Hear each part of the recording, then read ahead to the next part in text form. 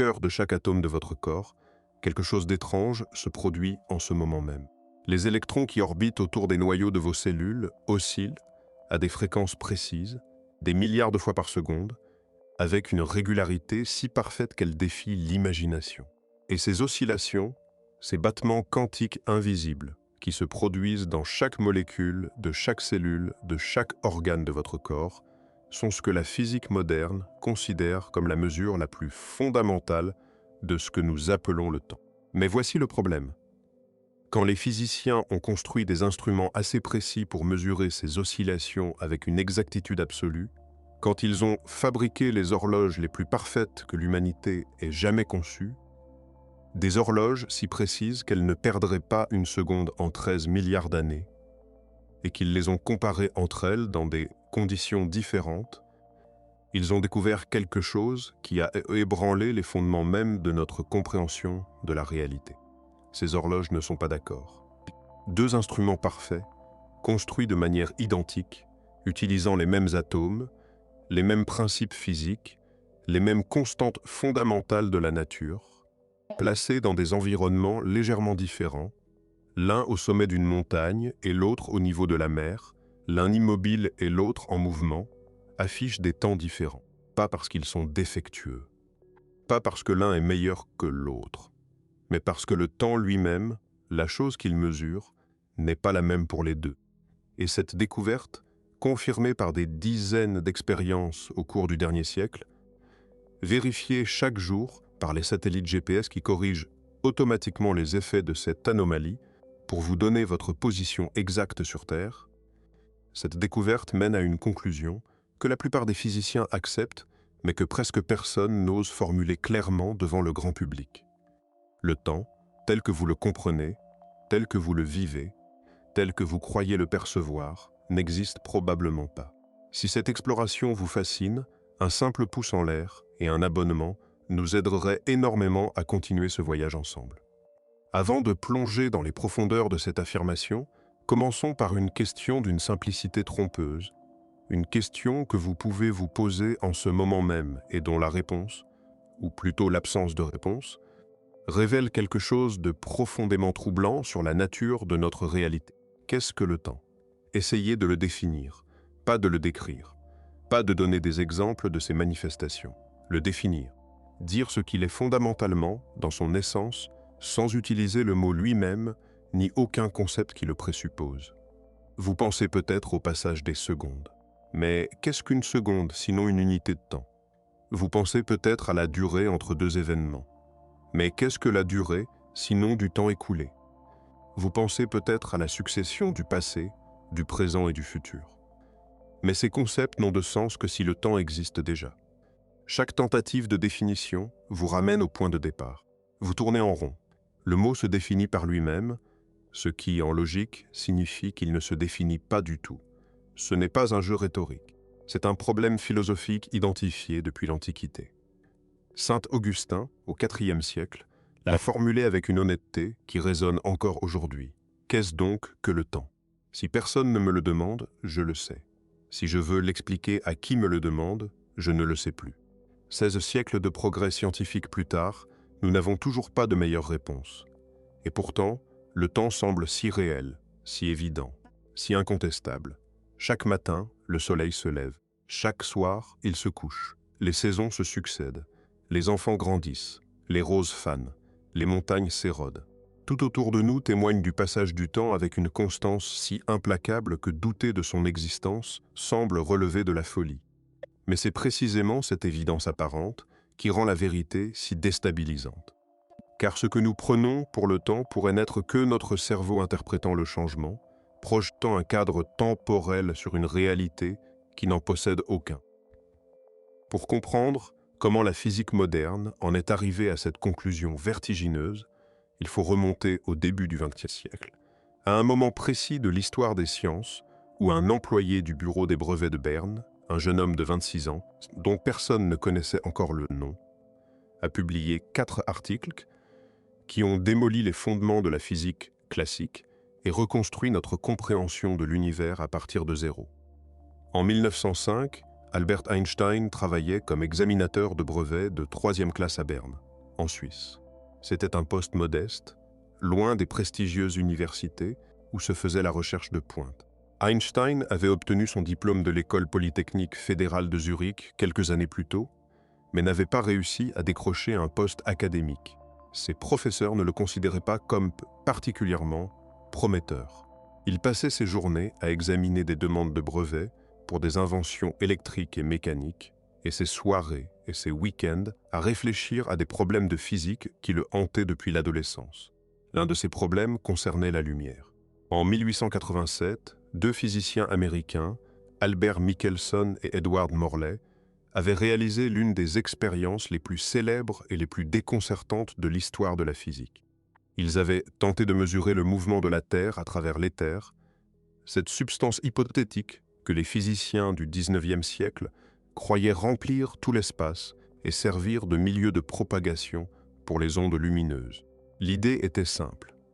Si la Terre se déplace à travers l'éther, la vitesse de la lumière devrait être légèrement différente selon la direction dans laquelle on la mesure, plus rapide dans le sens du mouvement de la Terre, plus lente dans le sens contraire, exactement comme le son voyage plus vite dans le sens du vent. Michelson et Morley ont construit un interféromètre d'une précision extraordinaire, un instrument capable de détecter des différences de vitesse de la lumière de l'ordre de quelques kilomètres par seconde sur une vitesse totale de 300 000 km par seconde. Ils ont effectué leurs mesures avec un soin méticuleux à différentes heures du jour, à différentes époques de l'année, quand la Terre se déplaçait dans différentes directions autour du Soleil. Le résultat a été stupéfiant. Aucune différence.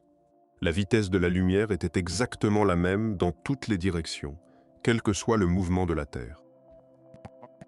C'était comme si quelqu'un se tenait sur le pont d'un navire en marche et lançait une balle vers l'avant et vers l'arrière pour découvrir que la balle arrivait à la même vitesse dans les deux directions, ignorant complètement le mouvement du navire.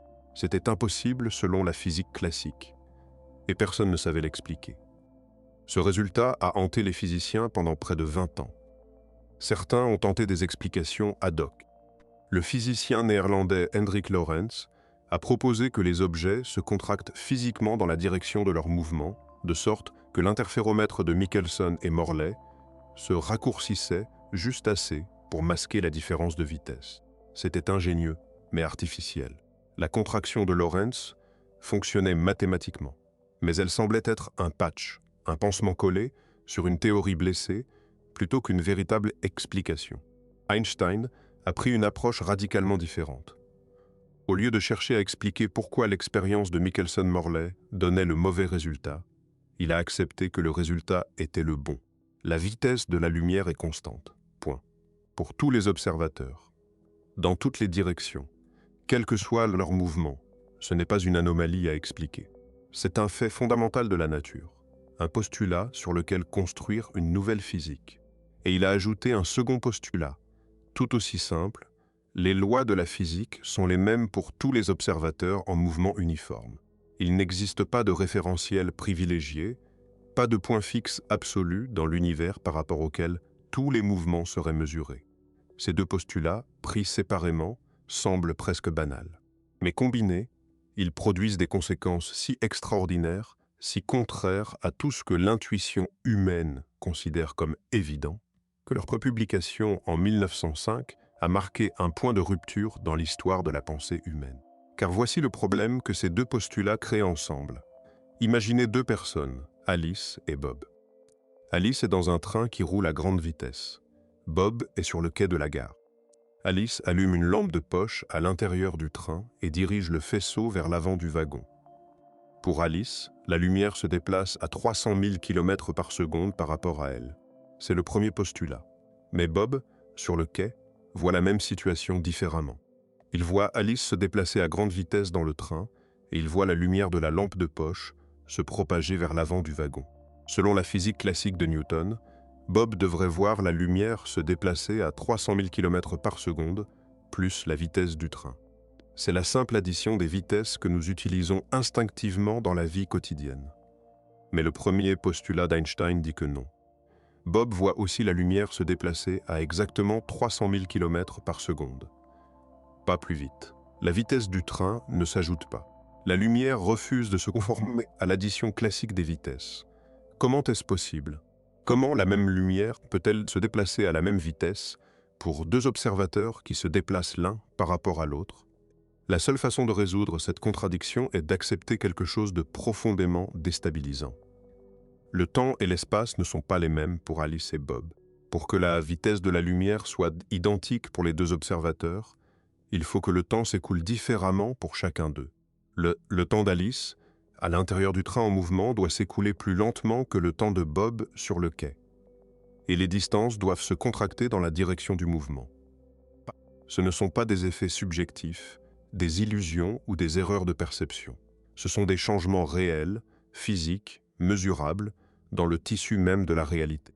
Einstein a formalisé ces effets dans les transformations de Lorentz, des équations qui décrivent exactement comment le temps et l'espace se dilatent et se contractent en fonction de la vitesse relative entre deux observateurs. Et ces équations contiennent un facteur, connu sous le nom de facteur de Lorentz, qui dépend du rapport entre la vitesse de l'observateur et la vitesse de la lumière. À des vitesses ordinaires, ce facteur est si proche de 1 que les effets sont imperceptibles. C'est pourquoi nous ne remarquons jamais la relativité dans notre vie quotidienne. Mais à mesure que la vitesse augmente, le facteur de Lorentz croît et les effets deviennent de plus en plus prononcés. À 50% de la vitesse de la lumière, le temps ralentit d'environ 15%. À 90% de la vitesse de la lumière, le temps ralentit de plus de la moitié. À 99% de la vitesse de la lumière, le temps se dilate d'un facteur 7. Et à la vitesse de la lumière elle-même, le facteur de Lorentz devient infini. Le temps s'arrête complètement. Pour un photon voyageant à la vitesse de la lumière, le temps n'existe pas. Sa naissance et sa mort, aussi séparées soient-elles dans notre référentiel, sont le même instant dans le sien. Cette découverte, la dilatation du temps, est l'une des prédictions les plus contre-intuitives de la physique moderne. Mais elle a été vérifiée expérimentalement des centaines de fois avec une précision croissante.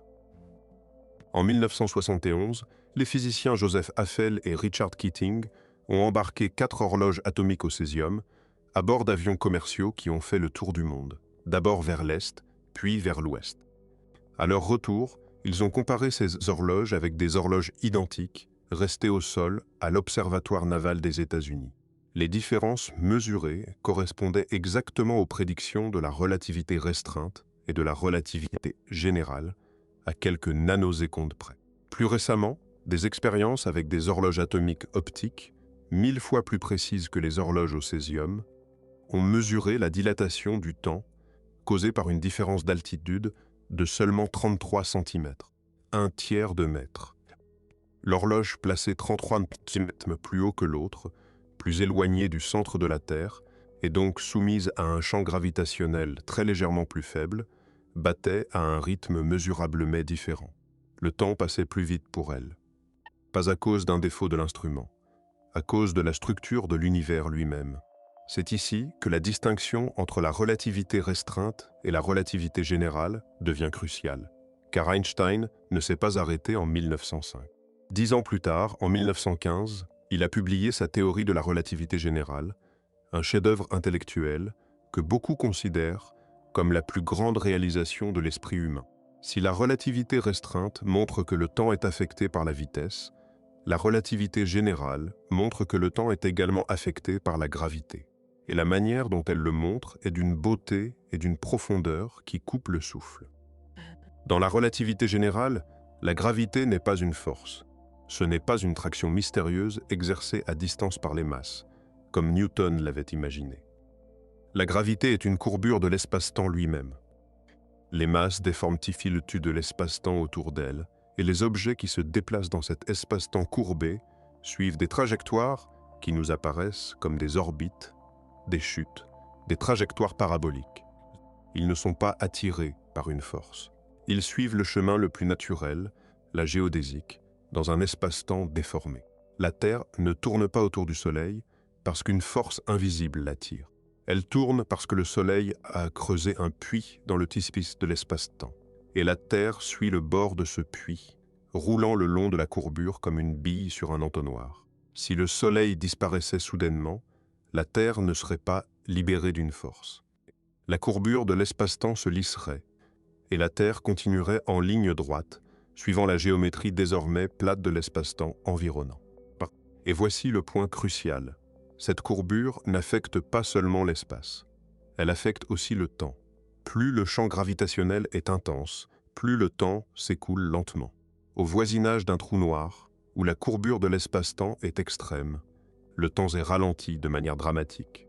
À la surface d'un objet suffisamment massif et compact, le temps peut être ralenti de moitié, de 10 fois, de 100 fois.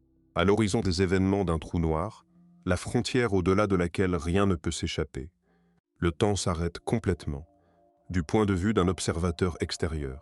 Le film Interstellar de Christopher Nolan a illustré ce phénomène avec une fidélité scientifique remarquable. Dans le film, les astronautes visitent une planète en orbite autour d'un trou noir supermassif nommé Gargantua.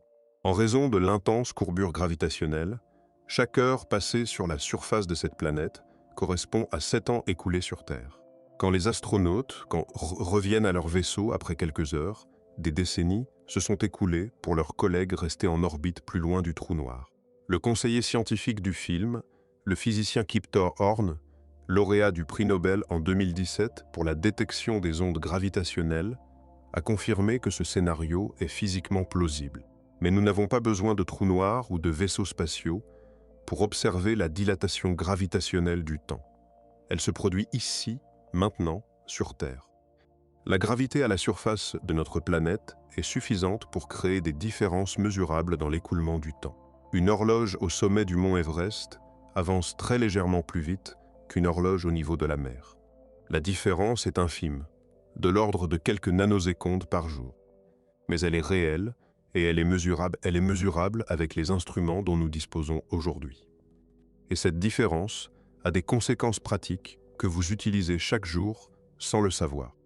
Les satellites du système GPS, le Global Positioning System, orbitent à environ 20 000 km d'altitude, dans un champ gravitationnel significativement plus faible qu'à la surface de la Terre. En conséquence, leurs horloges atomiques embarquées avancent d'environ 38 microsecondes par jour par rapport aux horloges au sol. 38 microsecondes, cela semble dérisoire.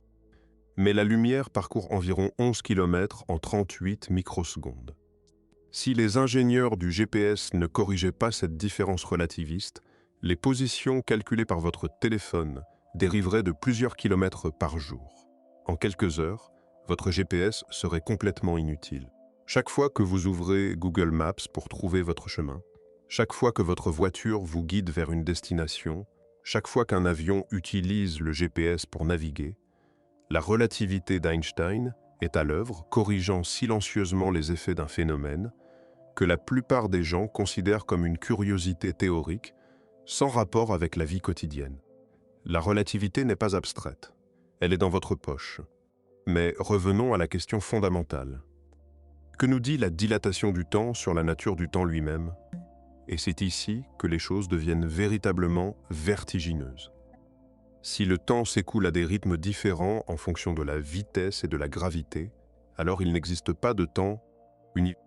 Il n'y a pas d'horloge cosmique quelque part dans l'univers qui bat un rythme absolu auquel tous les autres temps se réfèrent. Chaque objet, chaque particule, chaque atome dans l'univers possède son propre temps, sa propre durée, son propre rythme, déterminé par sa vitesse et par le champ gravitationnel dans lequel il se trouve. Mon temps n'est pas votre temps. Votre temps n'est pas celui de la Lune. Le temps de la Lune n'est pas celui d'une étoile à neutrons. Le temps d'une étoile à neutrons n'est pas celui d'un photon. Et le temps d'un photon, nous l'avons dit, n'existe pas du tout. L'idée d'un maintenant universel, d'un instant présent qui serait le même pour tout l'univers, s'effondre. Einstein l'a compris dès 1905, et cette réalisation l'a profondément troublé. Dans une lettre qu'il a écrite après la mort de son ami Michael Bessot, il a formulé cette pensée d'une manière qui est devenue l'un des passages les plus cités de la correspondance scientifique. Pour nous, physiciens convaincus, la distinction entre passé, présent et futur n'est qu'une illusion, aussi tenace soit-elle. Cette phrase n'est pas de la philosophie, c'est de la physique. et elle est soutenue par un siècle de vérification expérimentale. Pour comprendre pourquoi le maintenant universel n'existe pas, considérons un exemple concret. Imaginez deux observateurs, Alice et Bob, séparés par une grande distance. Alice est sur Terre. Bob est sur une planète dans le système stellaire d'Alpha du Centaure, à environ 4 années-lumière. Alice et Bob sont immobiles l'un par rapport à l'autre. Dans cette configuration simple, ils peuvent s'accorder sur un maintenant commun avec quelques réserves techniques. Mais maintenant, imaginez un troisième observateur, Charlie, qui se déplace à grande vitesse, disons à 60% de la vitesse de la lumière, dans la direction d'Alice vers Bob. Pour Charlie, en raison de la relativité de la simultanéité, l'événement qu'Alice appelle maintenant sur la planète de Bob n'est pas le même événement que celui que Charlie appelle maintenant sur la planète de Bob. Charlie, en raison de son mouvement, vit dans un maintenant décalé par rapport à celui d'Alice. Ce décalage peut être de plusieurs années. Alice et Charlie, au même endroit, au même moment, pointant tous les deux vers la planète de Bob et disant « Que se passe-t-il là-bas maintenant ?» répondraient en décrivant des événements séparés par des années. Ce n'est pas une illusion. Ce n'est pas un problème de synchronisation des horloges. C'est la structure de l'espace-temps elle-même. Il n'existe pas de maintenant objectif. Le présent est une construction locale, propre à chaque observateur, aussi dépendante du mouvement et de la gravité que la mesure d'une distance ou d'une vitesse. Cela signifie que la distinction entre passé, présent et futur, cette trichotomie qui semble si fondamentale à notre expérience, n'a aucune réalité objective dans la physique. Ce qui est le futur pour un observateur est le présent pour un autre et le passé pour un troisième. Les trois observateurs ont raison. Il n'y a pas de contradiction. C'est simplement la manière dont l'espace-temps fonctionne. C'est ici qu'émerge une des idées les plus fascinantes et les plus dérangeantes de la physique moderne. L'univers bloque.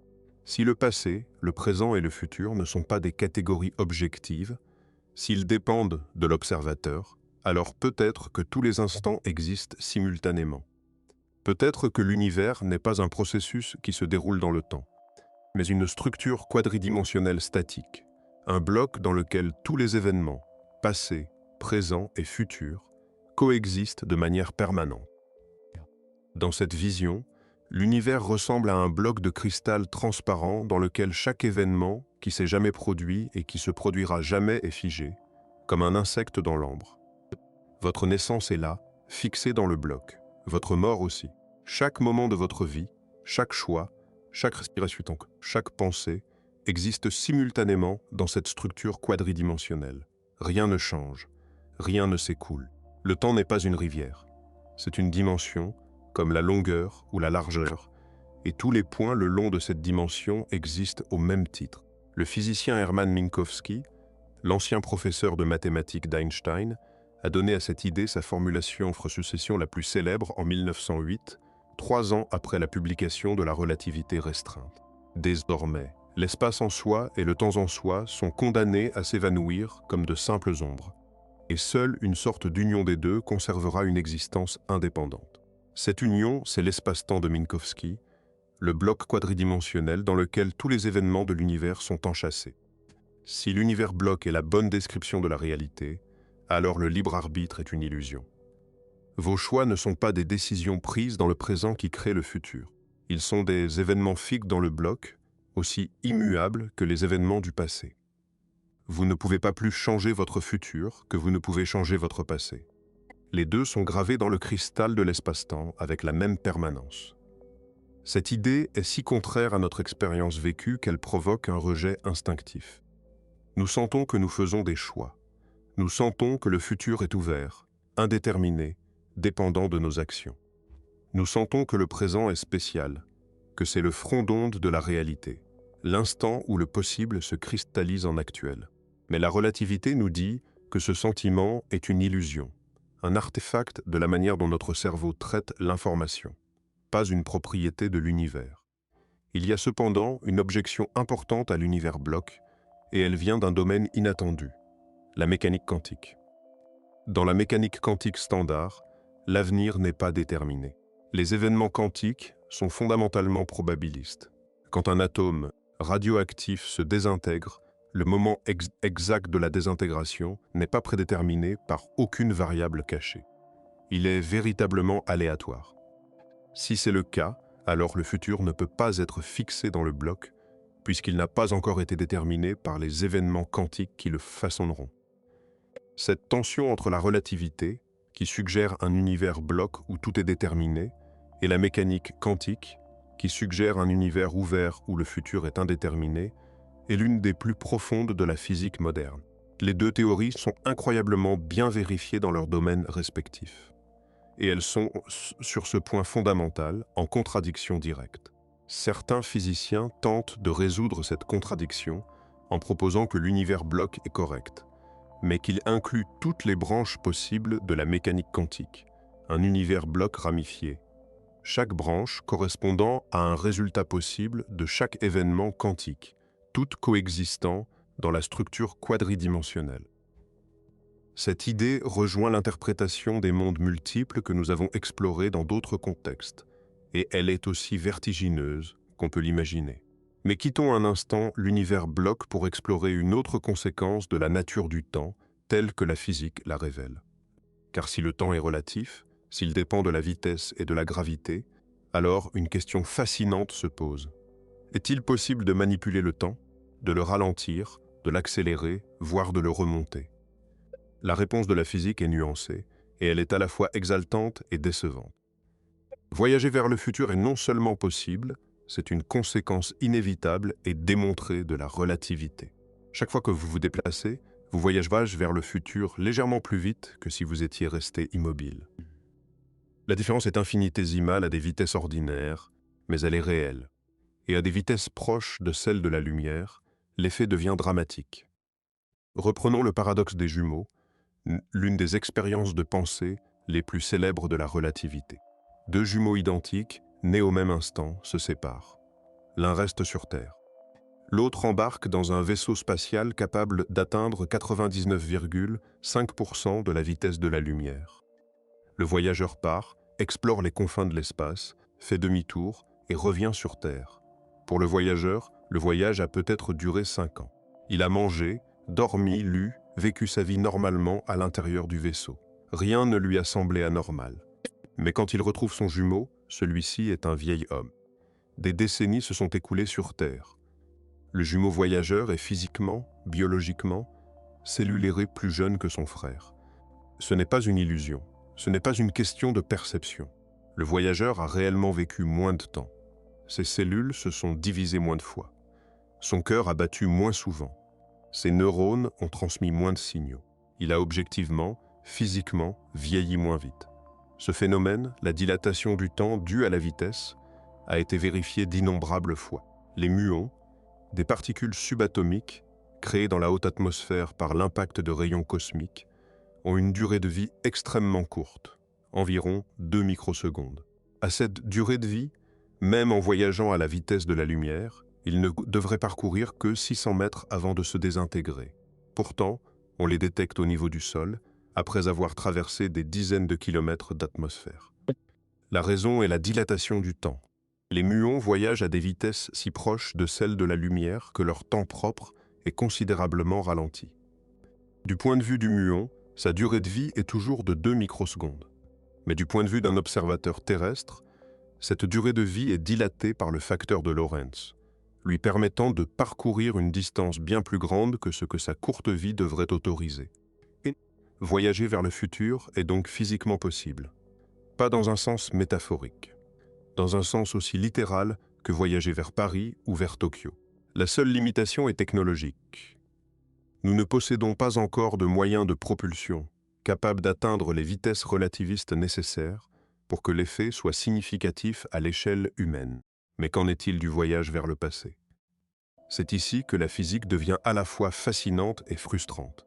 Les équations de la relativité générale, les mêmes équations qui prédisent la dilatation du temps et la courbure de l'espace-temps avec une précision extraordinaire, ne contiennent aucune interdiction formelle du voyage vers le passé. Certaines solutions exactes de ces équations, comme nous l'avons vu dans notre exploration des paradoxes, admettent des courbes temporelles fermées, des trajectoires à travers l'espace-temps qui bouclent sur elles-mêmes et ramène un voyageur à son propre passé. Le physicien Kip Thorne, l'un des plus grands experts mondiaux de la relativité générale, a étudié en détail la possibilité de construire une machine à voyager dans le temps en utilisant un trou de verre, un tunnel hypothétique reliant deux points distants de l'espace-temps. Thorne a montré que si un tel trou de verre pouvait être créé et stabilisé, et si l'une de ses extrémités était soumise à une dilatation du temps suffisante, par exemple en la faisant voyager à grande vitesse ou en la plaçant dans un champ gravitationnel intense, le trou de verre pourrait être transformé en une machine à voyager dans le temps, permettant à un objet d'entrer par une extrémité et de sortir par l'autre à un moment antérieur. Le problème est que la stabilisation d'un trou de verre nécessiterait de la matière exotique, une substance possédant une densité d'énergie négative, quelque chose qui n'a jamais été observé en quantité macroscopique. La physique quantique prédit l'existence d'états d'énergie négative dans certaines configurations, comme l'effet Casimir, mais il est loin d'être certain que ces effets puissent être amplifiés au point de stabiliser un trou de verre traversable. C'est dans ce contexte que Stephen Hawking a réalisé son expérience célèbre en 2009. Le 28 juin de cette année, Hawking a organisé une réception à l'université de Cambridge. La salle était décorée avec soin. Des ballons ornaient les murs. Du champagne attendait dans des coupes. Une banderole proclamait « Bienvenue, voyageurs du temps ». Tout était prêt pour accueillir des invités venus du futur. Le détail crucial, les invitations n'ont été envoyées qu'après la fête. Hawking a publié les invitations dans des journaux et sur Internet le lendemain de l'événement, incluant les coordonnées GPS précises du lieu, la date et l'heure exacte. L'idée était simple et élégante.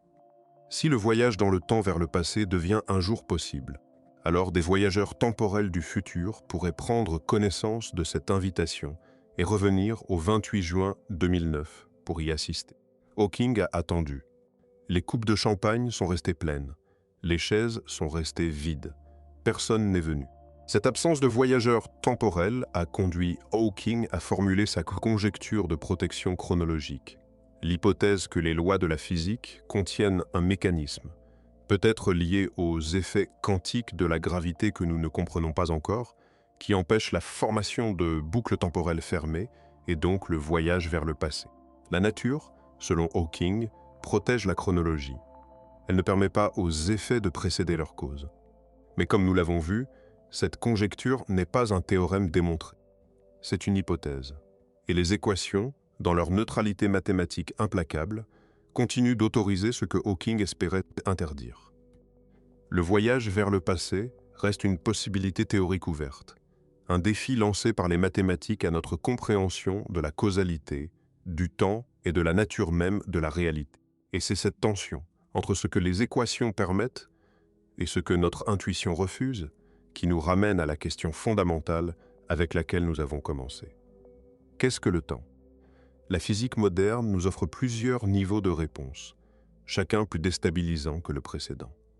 Au premier niveau, le temps est relatif. Il dépend de l'observateur, de sa vitesse et de la gravité. Au deuxième niveau, le temps est une dimension de l'espace-temps, pas une entité indépendante. Au troisième niveau, le temps pourrait être une propriété émergente, un phénomène qui apparaît à notre échelle, mais qui n'existe pas au niveau fondamental de la réalité. Ce troisième niveau est le plus radical, et c'est celui vers lequel pointent les recherches les plus avancées en gravité quantique. La gravitation quantique à boucle, l'une des principales approches pour unifier la relativité générale et la mécanique quantique, produit des équations fondamentales dans lesquelles le temps n'apparaît pas comme variable. L'équation de Wheeler-DeWitt, souvent considérée comme l'équation centrale de la gravité quantique, ne contient pas de variable temporelle. Elle décrit l'état quantique de l'univers entier, et dans cette description, le temps est absent. Carlo Rovelli, l'un des fondateurs de la gravitation quantique à boucle et auteur du livre L'ordre du temps, a passé des décennies à explorer ces implications. Selon Rovelli, le temps tel que nous le percevons est une propriété émergente, comparable à la température. La température n'existe pas au niveau fondamental. Elle est une mesure statistique de l'agitation des molécules. Un atome individuel n'a pas de température. La température émerge lorsque nous considérons un grand nombre d'atomes collectivement. De même, le temps n'existerait pas au niveau fondamental des boucles quantiques de l'espace. Il émergerait lorsque nous considérons un grand nombre de ces boucles collectivement, comme une propriété statistique de systèmes complexes. Si cette vision est correcte, alors le temps est une illusion dans le sens le plus profond du terme.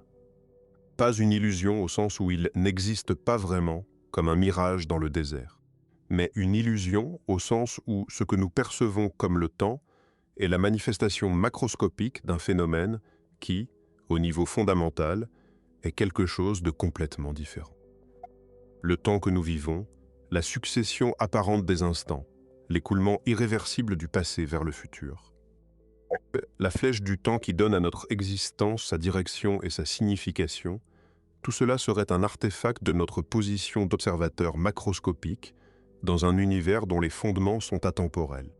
Et voici peut-être la réflexion la plus profonde et la plus troublante que cette exploration du temps nous laisse. Si le temps n'est pas fondamental, si c'est une construction émergente, alors notre conscience du temps, cette perception si intime, si constante, si universelle que le temps s'écoule, que le présent est spécial, que le passé est parti et que le futur arrive, cette perception est une création de notre cerveau. C'est la manière dont un organe biologique, façonné par des milliards d'années d'évolution pour naviguer un environnement macroscopique, interprète une réalité qui, à son niveau le plus fondamental, ne contient rien de semblable à ce que nous appelons le temps. Nous ne vivons pas dans le temps, nous créons le temps. Notre cerveau, avec ses circuits neuronaux de mémoire et d'anticipation, avec sa capacité à distinguer le souvenir de l'attente, le fait de l'espoir, la trace du projet, construit la sensation du temps à partir de la matière première du changement. Et cette construction est si efficace, si convaincante, si profondément intégrée dans notre expérience, que nous la confondons avec la réalité elle-même. Mais la physique nous dit, avec la froideur impassible de ses équations, que cette confusion est une erreur. Le temps n'est pas le tissu de la réalité, c'est le tissu de notre perception.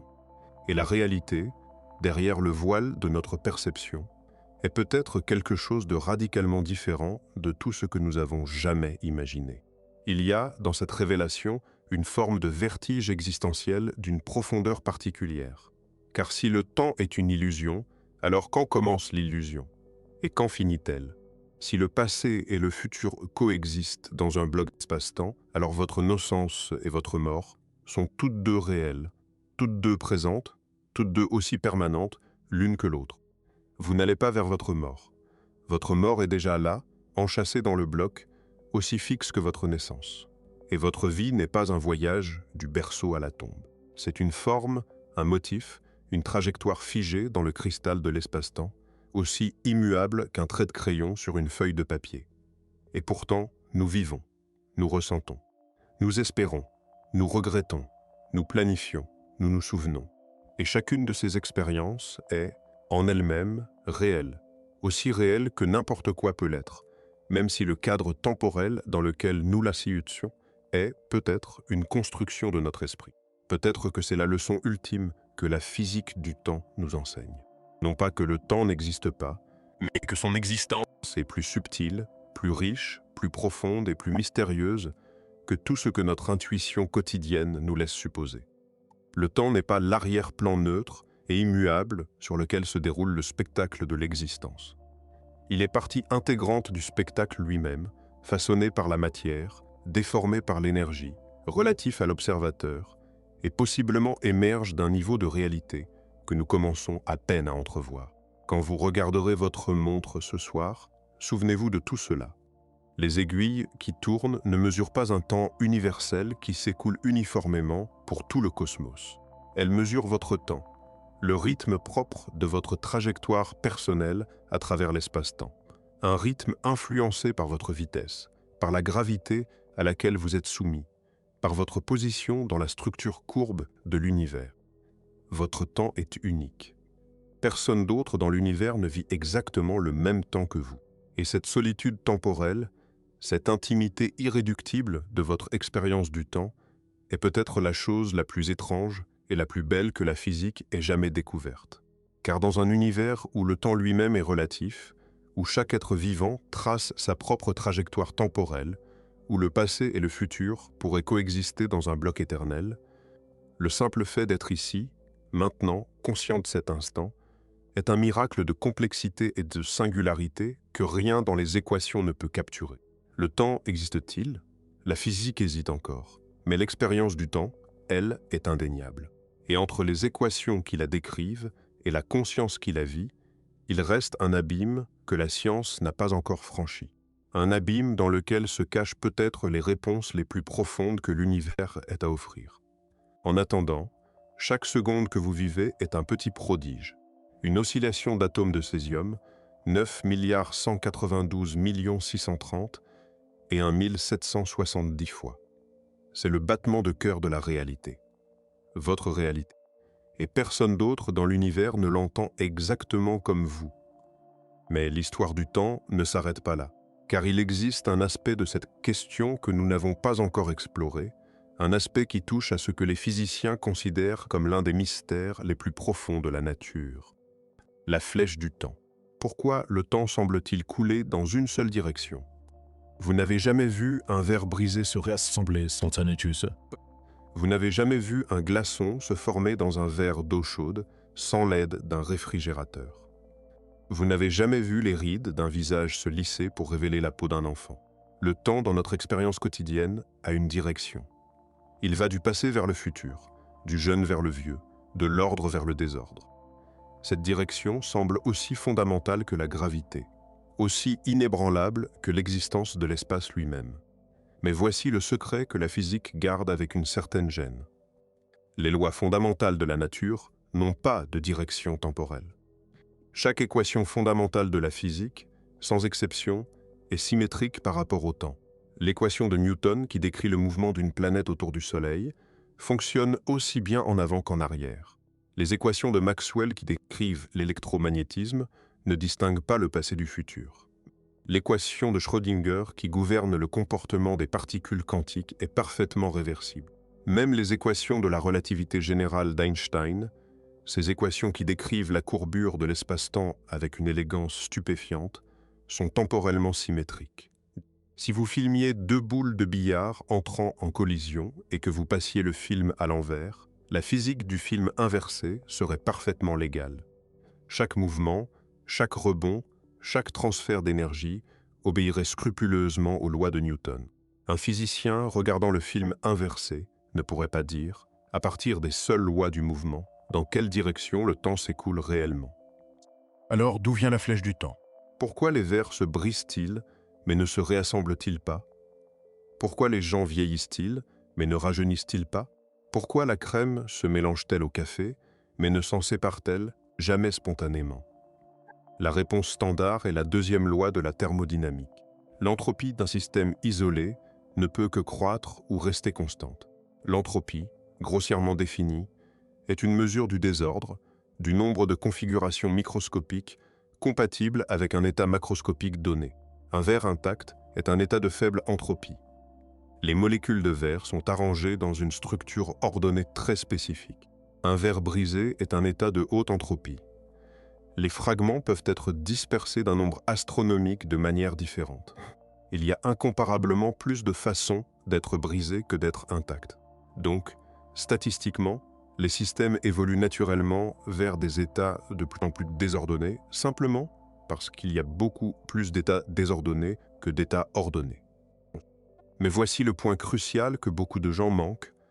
La deuxième loi de la thermodynamique n'est pas une loi fondamentale. C'est une loi statistique. Elle dit très probablement, pas toujours. Elle ne dit pas qu'un verre brisé ne peut pas se réassembler.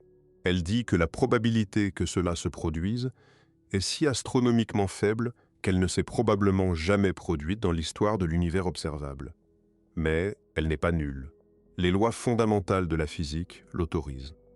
Chaque molécule du verre brisé pourrait, en principe, rebondir exactement de la bonne manière, avec exactement la bonne vitesse et la bonne direction, pour reformer le verre intact. La probabilité est si ridiculeusement petite qu'elle ne se produira jamais dans la pratique. Mais elle n'est pas interdite par les lois fondamentales.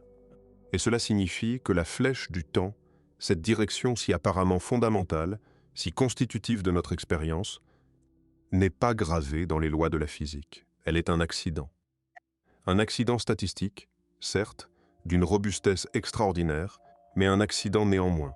La raison pour laquelle nous percevons le temps comme allant dans une seule direction est que l'univers a commencé dans un état d'entropie extraordinairement basse, le Big Bang. Toute la matière de l'univers était concentrée dans un état incroyablement ordonné, incroyablement dense, incroyablement uniforme.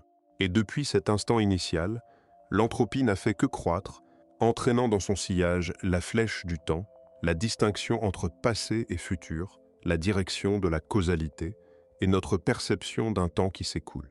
Le physicien autrichien Ludwig Boltzmann, l'un des pères fondateurs de la mécanique statistique, a compris cette connexion entre l'entropie et le temps dès la fin du XIXe siècle.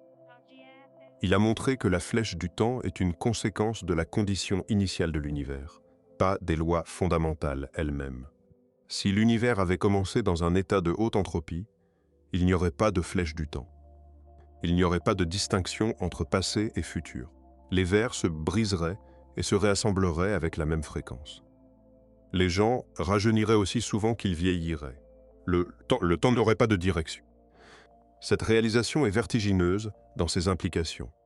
La direction du temps, cette expérience si universelle, si intime, si constitutive de ce que signifie être conscient, n'est pas une propriété fondamentale de l'univers.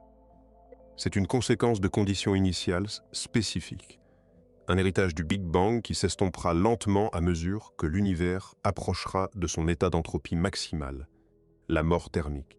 Dans un avenir incomparablement lointain, quand l'entropie de l'univers aura atteint son maximum, quand tout sera en équilibre thermique, quand aucun processus ordonné ne pourra plus se produire, la flèche du temps disparaîtra.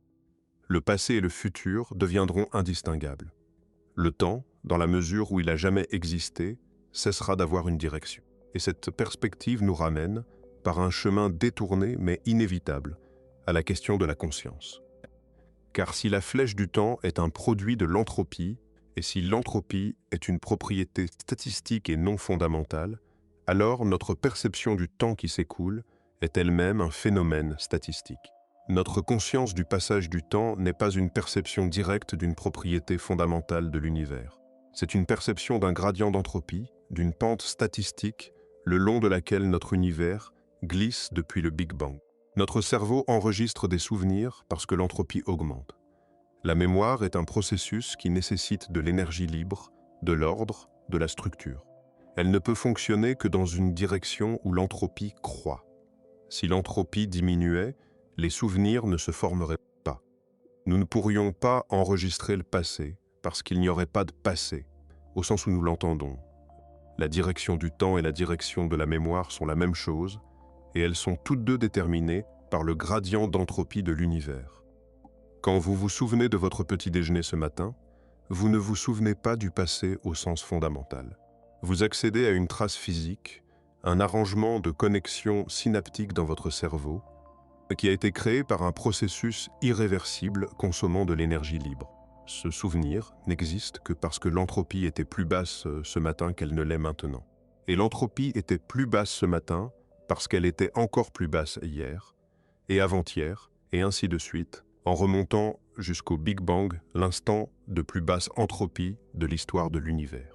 Votre mémoire, votre perception du temps, votre sentiment que le passé est réel et que le futur est incertain, tout cela est un reflet du fait que l'univers a commencé dans un état extraordinairement ordonné il y a 13,8 milliards d'années. Si cet état initial avait été différent, votre perception du temps serait différente. Si l'univers avait commencé dans un état de haute entropie, vous ne percevriez pas le temps du tout. Nous revenons ainsi à la question lancinante qui traverse toute cette exploration. Le temps est-il réel? La réponse dépend de ce que vous entendez par réel. Le temps est-il une propriété fondamentale de l'univers, inscrite dans les lois les plus profondes de la physique? Probablement pas. Les recherches en gravité quantique suggèrent que le temps émerge de phénomènes plus fondamentaux, comme la température émerge de l'agitation moléculaire.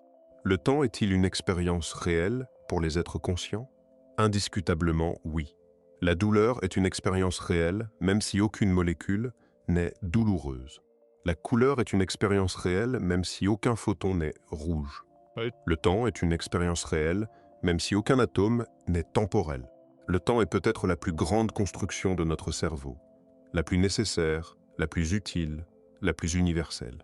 Sans notre perception du temps, nous ne pourrions pas naviguer dans le monde, pas anticiper les dangers, pas planifier nos actions, pas former des souvenirs, pas raconter des histoires, pas donner un sens à notre existence.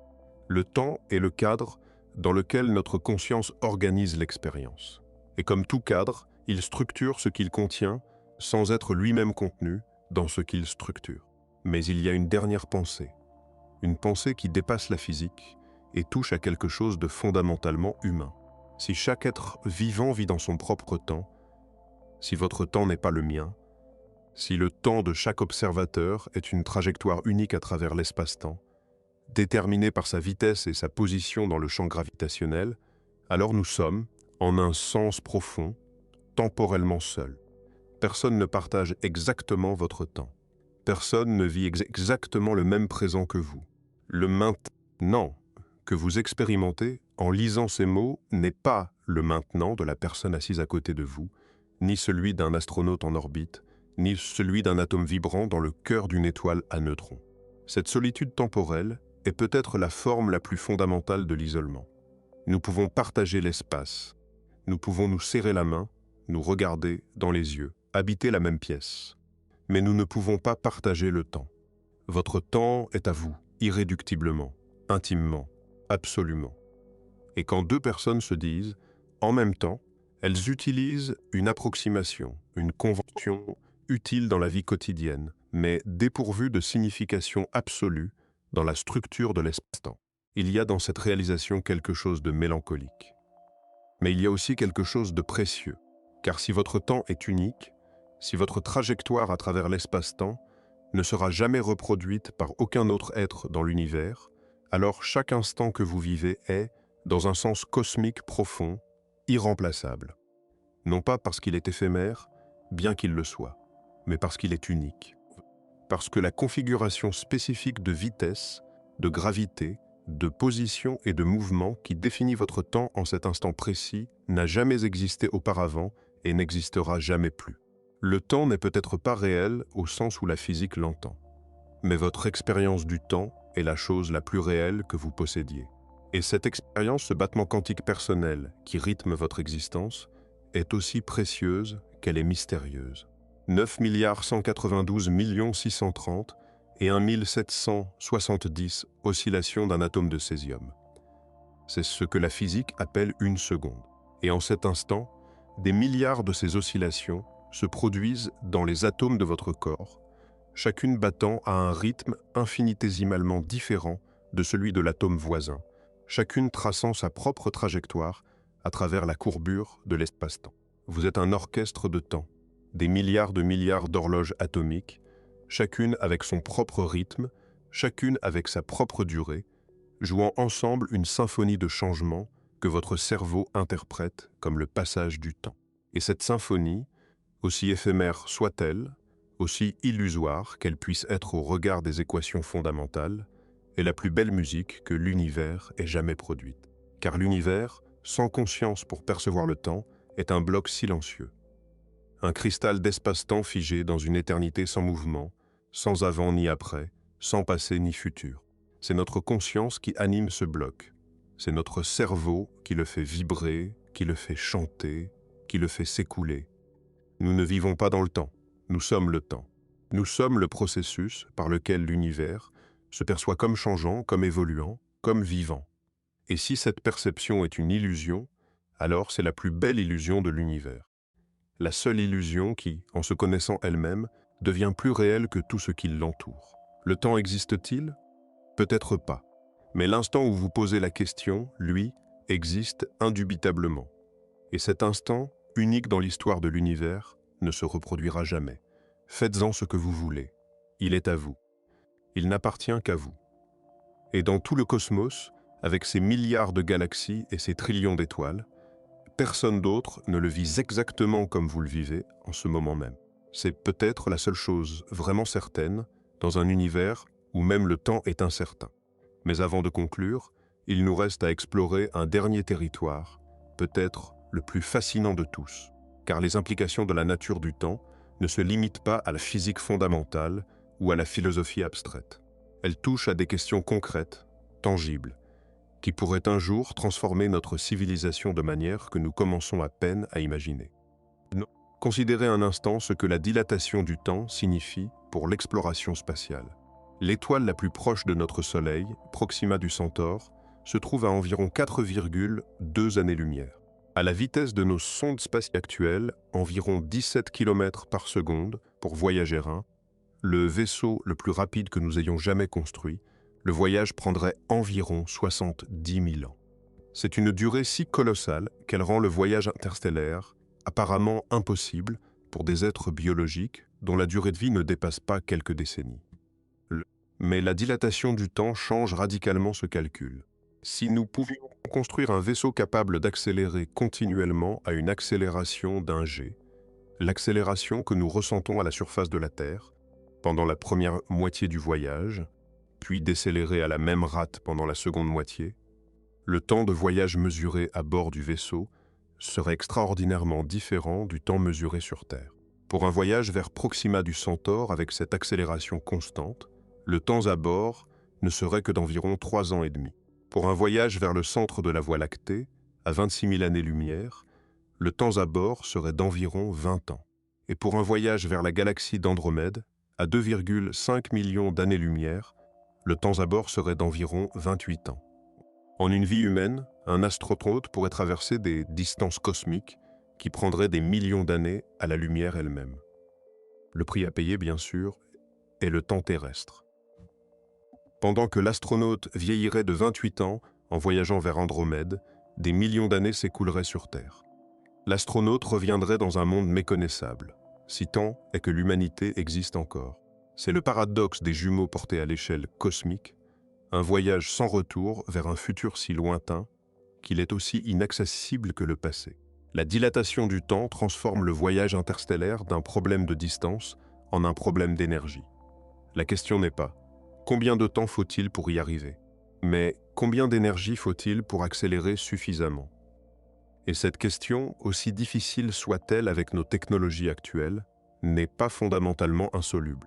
Des concepts de propulsion avancés, de la voile photonique au moteur à fusion, en passant par des idées plus spéculatives comme le moteur d'Alcubierre, existent au moins au niveau théorique. La physique ne nous interdit pas de voyager vers les étoiles. Elle nous dit simplement que le prix temporel sera immense, non pas pour les voyageurs, mais pour ceux qui laissent derrière eux. Cette asymétrie temporelle soulève des questions éthiques profondes que notre civilisation devra un jour affronter. Est-il moralement acceptable d'envoyer des êtres humains dans un voyage dont ils reviendront dans un futur où tous ceux qu'ils connaissent sont morts depuis des millénaires? Est-il éthique de créer des colonies interstellaires qui seront à jamais déconnectées temporellement de leur monde d'origine, vivant dans un maintenant si différent de celui de la Terre que la notion même de contemporanéité perdra tout sens? Ces questions Peuvent sembler lointaines, mais elles sont plus proches que nous le pensons. Les projets d'exploration de Mars, qui pourraient se concrétiser dans les prochaines décennies, impliqueront déjà des effets relativistes mesurables, certes infimes, mais réels. Et à mesure que nos technologies de propulsion s'amélioreront, les effets de la dilatation du temps deviendront de plus en plus significatifs, passant de la curiosité scientifique à la réalité opérationnelle. Il y a aussi les implications pour la communication. Si deux civilisations séparées par des dizaines d'années-lumière tentent de communiquer, chaque message met des décennies à arriver. Et en raison de la relativité de la simultanéité, les deux civilisations ne peuvent même pas s'accorder sur un maintenant commun. Le passé de l'une est le futur de l'autre, et vice-versa, selon leurs mouvements relatifs. La communication interstellaire n'est pas seulement lente. Elle est temporellement désynchronisée d'une manière qui rend la notion même de conversation problématique. Mais peut-être que les implications les plus profondes de la nature du temps ne sont pas pratiques mais existentielles. Car si le temps est une illusion, si l'univers est un bloc dans lequel tous les instants coexistent, si le passé n'est pas parti et le futur n'est pas encore à venir, mais que les deux existent avec la même permanence que le présent, alors la mort n'est pas ce que nous croyons. Dans un univers bloc, votre mort n'est pas la fin de votre existence. Elle est la frontière de votre existence dans la dimension temporelle, exactement comme la surface de votre peau est la frontière de votre existence dans les dimensions spatiales. Vous ne cessez pas d'exister quand vous mourrez, pas plus que vous ne cessez d'exister à l'endroit où votre bras finit et où l'air commence. Votre existence est une forme quadridimensionnelle dans l'espace-temps, s'étendant de votre naissance à votre mort, dans la dimension temporelle et de la pointe de vos pieds au sommet de votre crâne dans les dimensions spatiales. Cette forme est permanente, fixée dans le bloc, aussi réelle après votre mort qu'avant votre naissance. Cette idée, aussi consolante ou troublante qu'elle puisse être selon votre perspective, est une conséquence directe de la physique telle que nous la comprenons. Elle ne nécessite aucune métaphysique, aucune spiritualité, aucune croyance religieuse. Elle découle simplement de la relativité, de l'absence de temps universel et de l'interprétation de l'univers bloc que les équations d'Einstein suggèrent. Bien sûr, l'univers bloc n'est pas la seule interprétation possible. La mécanique quantique, avec son indéterminisme fondamental, complique considérablement le tableau. Et de nombreux physiciens rejettent l'idée que le futur est aussi fixe que le passé, arguant que l'ouverture du futur est une caractéristique réelle de l'univers, pas une illusion de notre perception. Mais même dans les interprétations qui rejettent l'univers bloc, la nature du temps reste profondément mystérieuse. Le temps relativiste, malléable, déformable, dépendant de l'observateur, n'a rien à voir avec le temps de Newton, ce flux uniforme et universel dans lequel les événements se déroulent comme sur une scène de théâtre. Le temps d'Einstein est plastique. Il se plie, il se tord, il ralentit et accélère. Il est inséparable de l'espace, et il pourrait ne pas exister au niveau fondamental. La physique du XXIe siècle pourrait nous apporter les réponses que nous cherchons. Les expériences en gravité quantique, les observations des trous noirs par les détecteurs d'ondes gravitationnelles, les études du fond diffus cosmologique, les simulations numériques de l'espace-temps à l'échelle de Planck, toutes ces avenues de recherche convergent vers la question fondamentale de la nature du temps. Et il est possible, peut-être même probable, que la réponse que nous trouverons sera plus étrange que toutes les théories que nous avons explorées ici. En attendant, nous vivons dans l'incertitude. Et cette incertitude n'est pas une faiblesse, c'est une invitation. Une invitation à regarder le monde avec des yeux neufs, à remettre en question ce que nous tenons pour acquis, à accepter que la réalité pourrait être radicalement différente de ce que nos sens nous montrent. Le temps, cette chose si familière, si omniprésente, si apparemment évidente, est peut-être le plus grand mystère de l'univers. Et le fait que nous puissions reconnaître ce mystère, le formuler, l'explorer, le confronter avec les outils de la physique et de la philosophie, est en soi une démonstration extraordinaire de ce que l'esprit humain est capable d'accomplir. Nous sommes des créatures temporelles qui questionnent la réalité du temps. Des êtres faits de changements qui demandent si le changement est réel. Des esprits emprisonnés dans le présent qui interrogent l'existence même du présent. Et chaque réponse que nous trouvons ouvre 10 nouvelles questions, dans une spirale de curiosité et de découverte qui est peut-être, elle-même, la manifestation la plus pure de ce que nous appelons le temps. Le temps existe-t-il? Après tout ce que nous avons exploré, la réponse honnête reste. Nous ne le savons pas.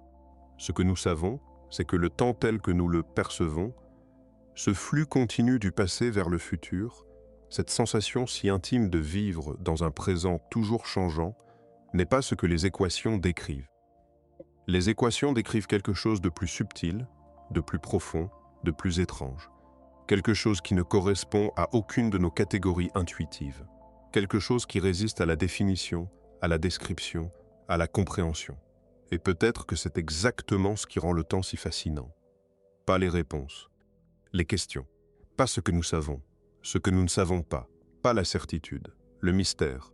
Car dans un univers qui pourrait être un bloc éternel où rien ne s'écoule jamais, le fait que nous percevions un écoulement, un changement, une direction, est peut-être le phénomène le plus remarquable de toute la physique. non pas parce qu'il nous révèle la nature du temps, mais parce qu'il nous révèle la nature de la conscience. Cette capacité extraordinaire de la matière organisée à créer, à partir d'un bloc silencieux et immobile, l'expérience vivante, vibrante, poignante d'un temps qui passe. Le temps est peut-être notre plus grande invention. Pas au sens où nous l'avons fabriqué artificiellement, mais au sens où notre cerveau, ce produit extraordinaire de milliards d'années d'évolution, a inventé la perception du temps pour naviguer dans un univers qui, à son niveau le plus fondamental, n'en contient peut-être aucun. Et cette invention, si c'en est une, est un chef-d'œuvre, le chef-d'œuvre suprême de la conscience. La construction mentale la plus élaborée, la plus universelle, la plus nécessaire que l'esprit humain ait jamais produite. Sans elle, il n'y aurait ni mémoire, ni anticipation, ni narration, ni musique, ni regret, ni espoir. Sans le temps, la conscience serait un instant figé, une photographie sans contexte, un note sans mélodie. Le temps est la mélodie de la conscience. Et même s'il n'existe pas au sens où la physique l'entend, il existe au sens le plus profond qui soit. Il est ce qui fait de nous des êtres vivants plutôt que des arrangements statiques de matière. Et cela, aucune équation ne pourra jamais l'effacer. Car pensez à ce que nous avons traversé ensemble dans cette exploration. Nous avons commencé par une question simple, qu'est-ce que le temps? Et nous avons découvert que personne ne peut y répondre sans circularité. Nous avons plongé dans la physique d'Einstein et découvert que le temps est relatif, malléable, déformable, qu'il dépend de la vitesse et de la gravité, qu'il n'existe pas de maintenant universel. Nous avons exploré la dilatation du temps et réalisé que deux horloges identiques, les plus précises jamais construites, ne restent pas synchronisées quand on les sépare, non pas parce qu'elles sont défectueuses, mais parce que le temps lui-même est différent pour chacune d'elles. Nous avons contemplé l'univers bloc et affronté la possibilité que le passé, le présent et le futur coexistent dans une structure quadridimensionnelle figée où rien ne change et rien ne s'écoule. Nous avons examiné la flèche du temps et compris qu'elle n'est pas une loi fondamentale mais un accident statistique, un héritage des conditions initiales du Big Bang. Nous avons exploré la possibilité du voyage dans le temps et découvert que la physique l'autorise vers le futur et ne l'interdit pas formellement vers le passé. Et nous avons plongé dans la gravité quantique pour entrevoir la possibilité que le temps n'existe pas du tout au niveau fondamental, qu'il émerge de phénomènes plus profonds que nous ne comprenons pas encore. Chaque étape de ce voyage nous a éloignés un peu plus du temps intuitif de notre expérience quotidienne et rapprochés d'une vérité qui résiste à l'intuition, à la description et peut-être à la compréhension elle-même. Le temps n'est pas ce que nous croyons. Il n'est pas un fleuve qui coule. Il n'est pas un métronome qui bat. Il n'est pas une toile de fond immuable sur laquelle se déroule le spectacle de l'existence. Il est quelque chose de plus subtil, de plus profond, de plus mystérieux que tout ce que le langage ordinaire peut capturer. Et nous, créatures éphémères sur une petite planète, tournant autour d'une étoile ordinaire dans une galaxie parmi 2000 milliards, nous avons la capacité de percevoir ce mystère, de le nommer, de l'interroger, de le formaliser en équation d'une beauté et d'une précision stupéfiantes. Nous sommes le temps qui se questionne lui-même, la matière qui se demande pourquoi elle change, l'univers qui essaie de comprendre sa propre structure la plus intime. Et même si la réponse finale nous échappe encore, même si le mystère du temps reste, après un siècle de relativité et un quart de siècle de gravité quantique, aussi profond et aussi insondable qu'il l'était quand saint Augustin l'a formulé pour la première fois il y a 1600 ans, le voyage lui-même a une valeur inestimable. Car ce voyage est la preuve vivante que la matière peut se retourner sur elle-même et questionner ses propres fondements.